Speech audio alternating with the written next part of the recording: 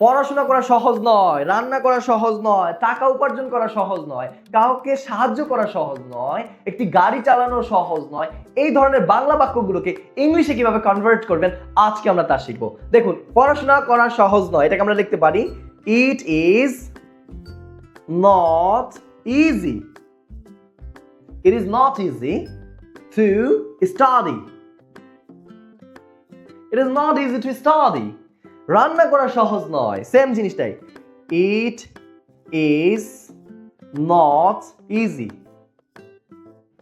Two, রান্না ইংরেজি কি? Cook. It is not easy to cook.